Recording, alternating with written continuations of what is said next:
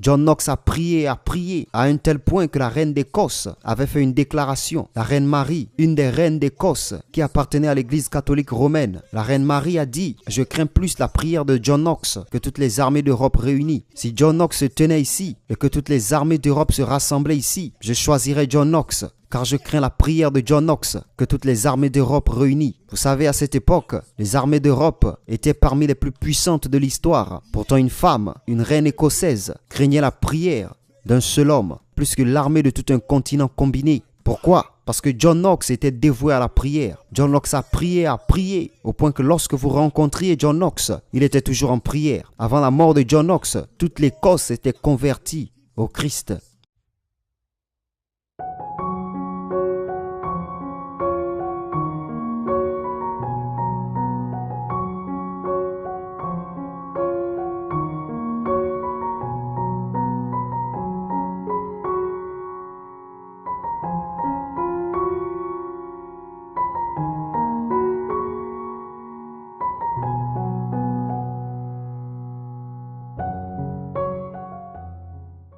Combien d'entre vous ont entendu parler de David Brainerd?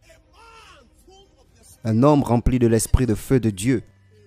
Un homme consumé par l'esprit de prière. David Brainerd a prié, à un tel point que tout son quartier savait que David Brainerd était un homme de prière. Il n'y avait aucun moyen de venir en sa présence sans être emporté par l'esprit de prière. On raconte qu'un jour, David Brainerd se rendit dans un village particulier pour prêcher l'évangile. Il était le seul homme qui ne comprenait pas la langue. Il ne pouvait pas parler la langue dans ce village. Et le seul homme disponible dans ce village pour faire l'interprétation était un païen. Il a prié, jusqu'à ce que le païen a accepté de faire l'interprétation. Maintenant, le miracle, c'est que David Brainerd, par la prière, un homme qui était ivre, fut utilisé pour faire l'interprétation. Et tout le village donna sa vie à Christ grâce à la prière. Les ivrognes ne sont généralement pas respectés dans les villages. Mais dans le cas de David Brainerd, l'ivrogne qui faisait l'interprétation a conduit les hommes à donner leur vie à Christ. Pourquoi? Parce que cet homme était un homme de prière. Il avait consacré sa vie à la prière. Et il y avait aussi ce jeune homme, appelé David Nash, plus connu sous le nom de Father Nash, un homme qui s'associait avec Charles Finney par la prière et traitant sur le règne de la terre. Sur le lit de mort de Father Nash, il disait « Je suis en manque et je meurs à cause d'une soif pour la prière. Je peux sentir le monde entier s'effondrer sur moi. Tout pèse sur moi. J'ai besoin de force pour prier. Je meurs par manque de force pour prier. Je ne peux pas faire autrement que de prier. » C'était un homme qui avait consacré sa vie à la prière. Il priait pour les âmes. Quand Charles Finney avait un programme, Father Nash partait en avance. Parfois 2 ou 3 semaines, il y allait avec le frère Clark pour prier. Il priait parfois 2 semaines, 3 semaines avant que Charles Finney n'arrive. Et lorsque Charles Finney arrivait sur le terrain de la croisade, un simple message suffisait pour que les gens affluent pour donner leur vie à Christ. Les gens priaient et les gens pleuraient pour la miséricorde de Dieu. Ils couraient à l'autel pour donner leur vie à Christ. Pourquoi? Parce que la bataille avait été gagnée sur les genoux de Father Nash et non depuis la chair de Charles Finney. Donc Father Nash a prié. Un jour, il entra dans un hôtel particulier et quand il y entra, le propriétaire de l'hôtel s'attendait à ce qu'il sorte la nuit suivante. Mais il ne sortit pas. Pendant 3 jours, Father Nash restait allongé par terre. Et le propriétaire de l'hôtel venait observer et voir Father Nash prier. Un jour, il priait. Le 2e jour, il priait toujours. Le 3e jour, il priait. Le 4e jour, il priait toujours. Alors le propriétaire alla voir Charles Finney et lui demanda « Connaissez-vous Father Nash ?» Et Charles Finney répondit « Oui. » Quel genre d'homme est-ce? Depuis plus de 3 jours, il est allongé en train de prier et de pleurer, sans nourriture, sans eau. Vous devez lui parler. Un homme qui se consacrait à la prière. Et vous savez quel était son sujet de prière? C'était les âmes, pour que les âmes soient gagnées. Il disait « Le monde entier est en train de tomber sur moi parce que je manque de force pour prier. » C'était son lit d'agonie. On parle aussi de John Knox, un homme qui a prié. Je sais que vous avez entendu parler de John Knox, un homme qui priait et qui était connu par cette déclaration. Donne-moi l'Écosse ou je meurs. Il disait, j'ai besoin de l'Écosse.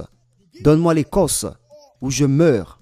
Car cette Écosse, je dois la prendre par la prière. John Knox a prié, à un tel point que la reine d'Écosse avait fait une déclaration. La reine Marie, une des reines d'Écosse qui appartenait à l'église catholique romaine. La reine Marie a dit, je crains plus la prière de John Knox que toutes les armées d'Europe réunies. Si John Knox se tenait ici et que toutes les armées d'Europe se rassemblaient ici, je choisirais John Knox. car je crains la prière de John Knox, que toutes les armées d'Europe réunies. Vous savez, à cette époque, les armées d'Europe étaient parmi les plus puissantes de l'histoire. Pourtant, une femme, une reine écossaise, craignait la prière d'un seul homme, plus que l'armée de tout un continent combiné. Pourquoi? Parce que John Knox était dévoué à la prière. John Knox a prié, au point que lorsque vous rencontriez John Knox, il était toujours en prière. Avant la mort de John Knox, toute l'Écosse était convertie au Christ. Les hommes se consacraient à la prière. Chaque maison dans laquelle vous entriez, ils étaient en train de prier. Les gens étaient immergés dans la prière. Les hommes mouraient pour prier. L'esprit de prière avait consumé toute la terre et tout le pays. Les âmes donnaient leur vie à Christ et les hommes étaient consacrés à la prière. Pourquoi? Un homme avait répandu cette ferveur pour la prière. Qu'en est-il de John Hyde, un évangéliste américain qui a voyagé en Inde dans les années 1880 et 1890? Il a voyagé en Inde uniquement pour prêcher l'évangile. Un homme qui a prié et a prié inlassablement. La dernière fois que je lisais au sujet de cet homme de Dieu, John Hyde, dans les années 1865, à l'âge de 19 ans, il avait reçu le feu du Dieu vivant. John Hyde, qui était un homme de prière. Et il est connu pour avoir prononcé ces paroles. « Donne-moi des armes ou je meurs. » John Knox avait dit « Donne-moi l'Écosse ou je meurs. » John Hyde avait dit « Donne-moi les armes ou je meurs. » Et il a prié à Dieu. Il a dit « Chaque jour, je dois gagner des âmes pour Dieu. » Et Dieu a répondu à son objectif. Et il gagnait chaque jour une âme. Et il a ensuite porté son objectif à un jour, 2 âmes. Dieu l'a exaucé. Il a ensuite porté son objectif à 3 âmes par jour. Dieu l'a exaucé. Il est passé à 4 âmes par jour. Chaque jour, il gagnait 4 âmes pour Dieu. John Hyde a prié inlassablement en Inde. Il a prié. Dans les années 1904, John Hyde a organisé un programme dans l'une des villes d'Inde. Et dans cette ville, il était dit que personne n'osait organiser un programme sans en subir les conséquences. Les gens avaient peur, même d'installer une scène. Alors parler d'organiser un programme.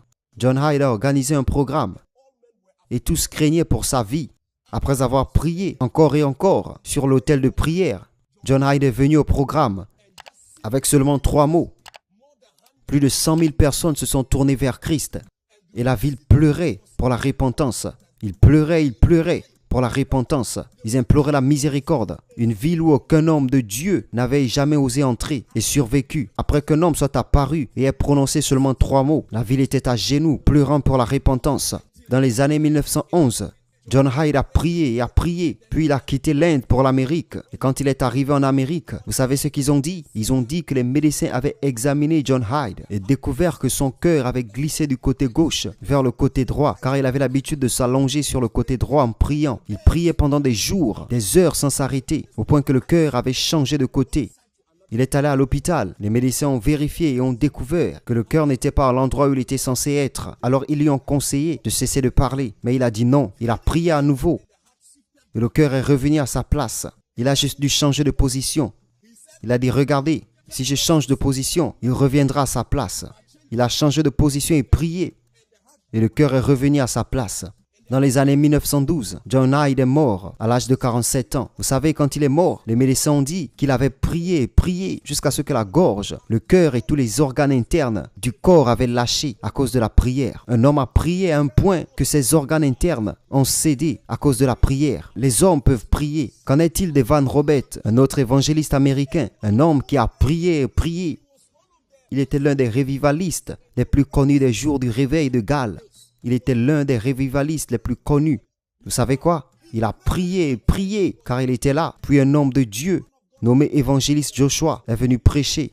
Et lorsque l'homme de Dieu a prêché, il était dans la croisade. Et après que l'homme de Dieu ait fini de prêcher, il a offert une prière en disant « Dieu, brûle-nous ». Quand Evans Roberts a entendu la prière de l'homme de Dieu, il est venu devant pour se joindre à lui et a dit « Seigneur, brûle-moi, Seigneur, brûle-moi ». Il a prié cette prière pendant des heures. Il a dit qu'après avoir fait cette prière, il a senti prier pour que Dieu l'utilise, car l'Esprit du Seigneur était venu sur lui. Il a dit qu'il souhaitait faire tout ce qu'il pouvait pour Dieu, afin que Dieu lui donne une occasion d'aller partout pour gagner des âmes. Il voulait prier, supplier Dieu de l'utiliser. Il a prié. Il est arrivé un moment où la ville de Galles, il a offert des prières. Il a prié, au point que toute la ville, tout le monde dans cette ville, a donné sa vie à Christ. Il a été dit que les bars à bière ont été fermés C'est l'homme qui a prié et fermé les bars à bière. Les ivrognes ne pouvaient plus retrouver leur chemin vers les bars à bière. Quand un ivrogne allait, il se perdait et ne pouvait plus retrouver leur chemin vers les bars. Il est dit que tous les bars à bière ont été fermés pendant des années, pendant les jours d'Evan Roberts. Il n'y avait aucun bar à bière en activité dans cette ville. Il les a tous fermés et les mariages qui étaient brisés à cause de l'alcoolisme ont été restaurés. Les dimanches, les gens remplissaient les églises pour adorer le Seigneur. Chaque église dans cette ville était remplie. Ce n'était pas son église, mais toutes les églises. Vous savez pourquoi? Il a passé 14 bonnes années à prier pour un réveil. 7 heures chaque jour, pendant 14 ans. Nous venons juste de jeûner pendant 7 jours. Et vous sentez que Dieu ne vous utilise pas. Un homme a prié pendant 14 ans et prié pendant 7 heures chaque jour pendant 14 ans. Juste pour le réveil dans la ville de Galles. Et Dieu a apporté le réveil. Tous les bars ont été fermés. Tous les alcooliques ont été libérés de leurs chaînes. Les bars ont été fermés. Ceux qui faisaient des affaires dans les boissons ont arrêté. Les maisons de prostitution ont été fermées. Elles ont été abandonnées et les prostituées ont dû chercher d'autres emplois. Evan Roberts, un homme de prière. Je connais quelqu'un ici qui est une femme qui disait que pour elle, il est impossible de parler de prière sans mentionner Maria Woodworth. Maria Woodworth Eater est née dans une famille pauvre et brisée. Le père de Maria Ita était un ivrogne. Son nom était Samuel Woodworth. C'était un ivrogne, un homme donné à la boisson. Maria Ita a grandi dans un environnement de douleur. Elle n'était pas éduquée. Elle était battue par son père chaque jour. Le père abusait de la mère et des enfants quotidiennement. Ils n'étaient pas éduqués. Ils étaient pauvres. Le père était un alcoolique et la mère était souvent malade. Maria Ita a pris sur elle de prier. À l'âge de 8 ans, elle est allée à l'église pour donner sa vie à Christ. Mais on l'a rejetée.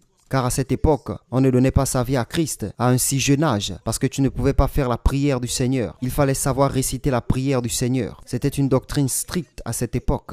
Mais à 8 ans, elle était déjà en feu pour Dieu. Maria Ita s'est mariée à un homme nommé Woodworth. Mais après son mariage, tous ses rêves de devenir une femme de Dieu se sont effondrés. Car cet homme n'aimait pas Dieu. Il a dit qu'il ne voulait pas s'engager dans le ministère. Mais Maria Ita était déjà mariée à lui. Elle a donné naissance à 6 enfants, dont 5 sont morts de maladie. Ce mariage était un enfer pour cette femme. Elle a traversé l'enfer dans ce mariage. Mais au milieu de cette douleur, Maria Ita a prié et dit « Père, apparaît, utilise-moi ou je meurs. » Et tout d'un coup, une nuit de foi, le Seigneur lui est apparu et lui a dit, il est temps de faire des affaires. Maria Ita voulait rappeler à Dieu son passé, comme elle avait perdu ses enfants, comme elle a perdu son père, comme elle avait perdu ses frères et sœurs, comme elle avait perdu sa mère à cause de la pauvreté, la douleur et de l'alcoolisme, et comment beaucoup d'entre eux étaient addicts. Alors le Seigneur a dit, si tu veux que nous travaillions ensemble, tu dois oublier le passé, oublie l'humanité et rejoins-moi, faisons des affaires ensemble. Et Maria Ita a rejoint le chariot. Une femme seule, non éduquée, au début, a pris toute la ville pour Christ. À travers ses guérisons et ses prières, elle a prié, au point que les maladies diagnostiquées chez elle depuis sa naissance ont disparu. Elle est morte en 1906. Et au moment de sa mort, Kathryn Kuhlman était née. Je ne peux pas parler de Kathryn Kuhlman, car vous savez tous qui est Kathryn Kuhlman. Une femme qui a prié à un point que cela a changé sa forme. Elle priait tellement à un point qu'elle brûlait. Un jour, on a demandé à Kathryn Kuhlman quel était son secret. Et elle a répondu que mon secret, c'est le jeûne et la prière. On lui a demandé si elle avait une famille. Et elle a dit, que voulez-vous dire par famille? Ces personnes ici sont ma famille. La même phrase que Jésus a utilisée. Elle a été tellement absorbée par les choses de Dieu que Kathryn Kuhlman a oublié qu'elle avait des enfants et qu'elle était mariée. Elle s'est mariée et a divorcé vers l'année 1944. Quand Kathryn Kuhlman a divorcé en 1944 à 1948, puis elle s'est remariée avec un autre homme. Et Kathryn Kuhlman a dit, quand elle s'est remariée à cet homme, c'est comme si le Seigneur l'avait laissée. Pourtant, Kathryn Kuhlman n'avait jamais abandonné. Vous savez, elle a traversé des douleurs. Elle a fait face au rejet à cause de son mariage. Elle a vécu des moments amers à cause de son mariage. Il est arrivé à un point où Kathryn Kuhlman a marché jusqu'à la fosse aux lions, juste comme Daniel. Elle est allée dans un zoo en exigeant que les lions la dévorent. Et puis les lions dans ce zoo sont venus et l'ont senti et sont partis. Parce qu'aucun lion ne peut manger un homme de prière. Dans les Écritures, il est écrit que les hommes qui prient, la fournaise de feu ne peut rien leur faire. Les hommes qui prient, les lions ne peuvent pas les manger. Les hommes qui prient, vos problèmes ne peuvent pas vous dévorer. Quand vos problèmes commencent à vous dévorer, sachez que votre vie de prière est morte. Elle est allée dans un zoo. Les lions sont venus, l'ont senti et sont repartis parce qu'ils n'étaient pas intéressés par le sang de Kathryn Kuhlman. Et Kathryn Kuhlman a été de nouveau révigorée dans les années 1949. Kathryn Kuhlman a été révigorée à nouveau. Et le réveil de Kathryn Kuhlman, c'était après qu'elle s'est séparée de l'homme illégal qu'elle avait épousé. Après ce renouveau, elle a prié, prié. La silhouette de la femme a changé, passant d'une femme droite à une femme courbée à cause de la prière. Et on raconte qu'un jour, Kathryn Kuhlman arrivait pour un programme dans un stade. Et quand la femme de Dieu arrivait, l'entrée était tellement pleine de monde qu'ils ont dû la faire entrer discrètement par la porte de service dans les cuisines. Et les cuisiniers qui étaient dans la cuisine, alors qu'elle marchait, se sont tous effondrés. Un jour, elle était dans une voiture, voyageant sur la route. Vous savez, il y a des gens qui, lorsque vous voyagez, vous font signe de la main. Elle a baissé la vitre pour leur rendre leur salut. Et les gens à qui elle a fait signe dans la rue sont tous tombés. Ils se sont évanouis juste par la présence d'une femme. Un jour, elle se rendait à un programme. Il est dit que ce jour-là, elle a prié pendant plus de 17 heures. Et elle a dit, Christ Jésus, si tu ne viens pas avec moi à ce programme, je n'irai pas. Il est dit que le programme avait lieu dans l'Ohio. Il y a un État aux États-Unis d'Amérique appelé Ohio. C'est là que le programme se déroulait. Elle était en route pour le programme après 17 heures de prière. Et le Seigneur Jésus lui est apparu et lui a dit, lève-toi et allons-y. Elle était maintenant en route dans la voiture. Et ils l'ont appelée en disant, femme de Dieu, viens vite. Il y a plus de 24 personnes handicapées. Lorsqu'ils ont entendu que Kathryn Kuhlman avait quitté l'hôtel, rien qu'en quittant l'hôtel pour se rendre au programme, 24 fauteuils roulants ont été apportés sur la scène. Les handicapés se sont levés parce qu'ils avaient entendu que Kathryn Kuhlman avait quitté l'hôtel. Et elle est en train d'arriver. Quelle femme! À travers quoi? La prière. Des hommes ont pris des villes pour Dieu. Certains prient de mauvaises prières. Vous avez entendu John Knox dire « Donne-moi l'Écosse ou je meurs ». Il a d'abord pris son village avant de faire cette prière. Quelqu'un dit « Donne-moi le Ghana ou je meurs ». Pourquoi votre père et votre mère ne sont-ils pas encore sauvés? Retournez dans votre village et commencez par votre village.